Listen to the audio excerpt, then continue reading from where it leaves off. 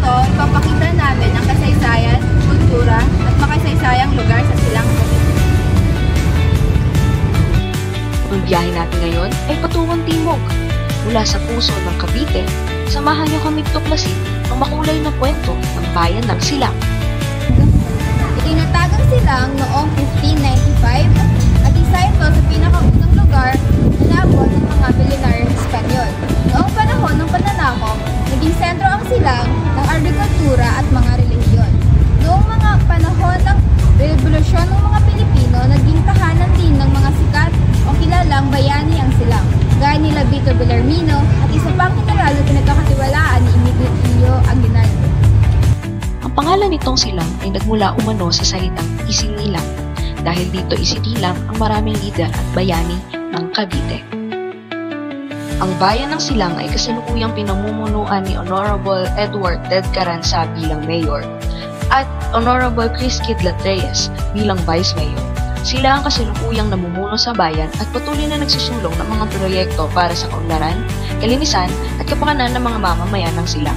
Dito kami ngayon sa Our Lady of Candelaria Church sa Silang, Cavite. Isa sa pinakamatandang simbahan sa Cavite, itinayo noong 1639 ng mga paring Jesuita. Ito ay kilala bilang pinakamatandang stone church sa buong Cavite. Noong 2019, idineklara ito ng National Museum of the Philippines bilang isang National Cultural Treasure dahil sa natatanging arkitektura at kasaysayan nito. Hanggang ngayon, nananatili itong sentro ng pananampalataya ng mga taga-Silang at deboto ng mahal na Birheng Candelaria, ang patron saint ng bayan.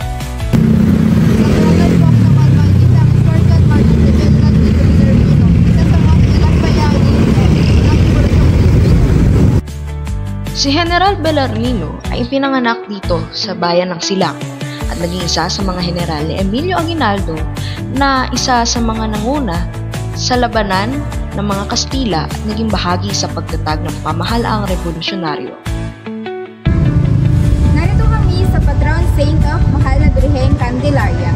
Tuwing February 2, pinagdiriwang ng buong bayan ang piyesta ng Mahal na Birheng Candelaria.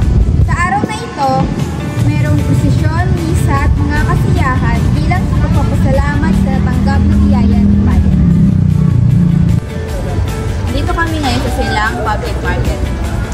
Kilala ang Silang sa masaganang kultural at dahil dito tinatawag ang Silang na Agricultural Capital of Cavite. Kilala ang Silang sa masaganang lupang agrikultural. Kabilang sa mga pangunahing produkto nito ang pinya, kape, kakao, at iba't ibang ornamental plants.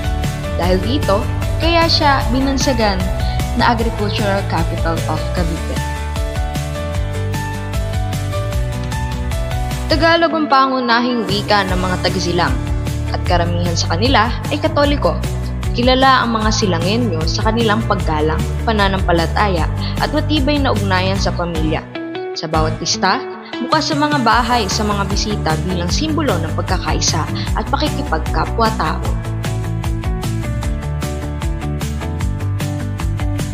At iyan ang bayan ng Silang Cavite, isang lugar na may mayamang kasaysayan, masiglang kultura at matibay na pananampalataya, isang bayan na patuloy na nagiging inspirasyon sa mga Caviteño at sa buong bansa.